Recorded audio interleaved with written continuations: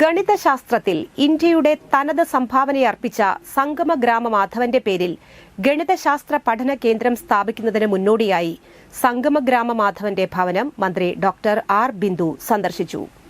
ഗണിതശാസ്ത്ര പ്രതിഭയുടെ ജന്മദേശമായ ഇരിങ്ങാലക്കുട കല്ലേറ്റുംകരയിൽ അദ്ദേഹം താമസിച്ചിരുന്നതായി കരുതുന്ന ഇരിഞ്ഞാടപ്പള്ളി മനയിലും ഗണിതശാസ്ത്ര ഗവേഷണം നടത്തിയിരുന്ന ക്ഷേത്രത്തിലുമായിരുന്നു സന്ദർശനം. ഇവയോട് ചേർന്നാകും ഗണിതശാസ്ത്ര പഠന കേന്ദ്രമുയരുക.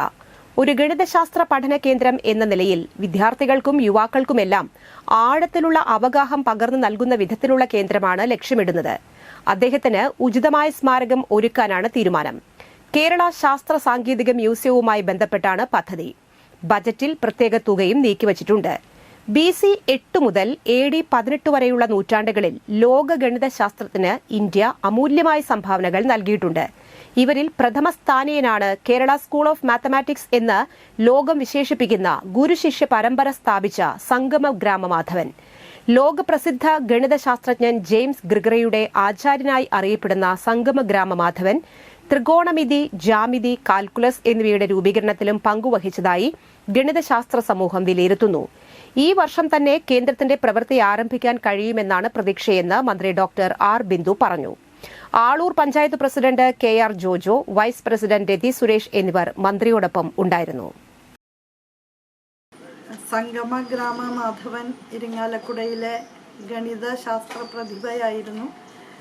അദ്ദേഹം ഭാരതത്തിൻ്റെ പേരിൽ തന്നെ അറിയപ്പെടുന്ന ഒട്ടനവധി കാര്യങ്ങൾ ഗണിതശാസ്ത്രവുമായി ബന്ധപ്പെട്ട് മുന്നോട്ട് വച്ചിട്ടുള്ള ഒരു മഹത് വ്യക്തിയായിരുന്നു.